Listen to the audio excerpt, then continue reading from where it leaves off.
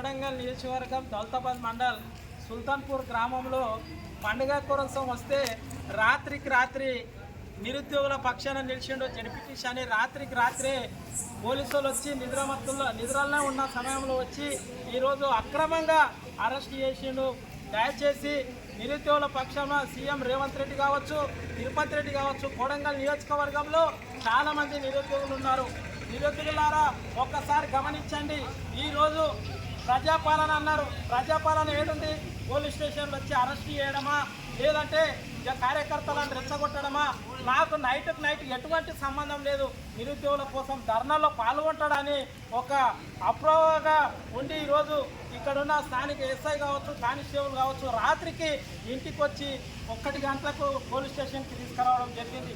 CM గారికి ఒక్కటే మనవి చేస్తున్నా, ఏదైతే నిరుద్యోగుల పక్షాన ఈరోజు ఓట్లేసి మీరు సీఎం అయినావో, కానీ కోడంగల్ నియోజకవర్గంలో ప్రశాంతంగా ఉండే 10 ఏళ్ళు గవర్నమెంట్లో, కేసీఆర్ గారు గవర్నమెంట్లో 10 ఏళ్ళు సస్యశ్యామలంగా కార్యకర్తలు, రైతులు అందరూ ఉన్నారు.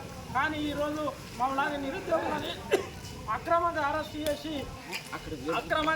చేసి ఈరోజు పోలీస్ స్టేషన్కి తీసుకురావడం జరిగింది. కానీ రేవంత్ రెడ్డికి, తిరుపతి రెడ్డి గారికి ఒక్కరే చెప్తున్నా, ఇటువంటి నిరుద్యోగులను ఎంతమంది అరెస్ట్ చేసినా అంత ఎత్తుకు ఎదుగుతారని మనవి చేస్తూ, ఇటువంటి నిరుద్యోగులకు నిజంగా ఈరోజు టీఎస్సీని కానీ గ్రూప్ 2 కానీ వాయిదేస్తే వాళ్ళు ఇంకా 2 నెలలు 3 నెలలు ఎగ్జామ్ రాస్తారని మనవి అంటున్నారు. వాళ్ళకి అవకాశం ఇవ్వండి, 1 నెల 2 నెలల అవకాశం ఇవ్వండి.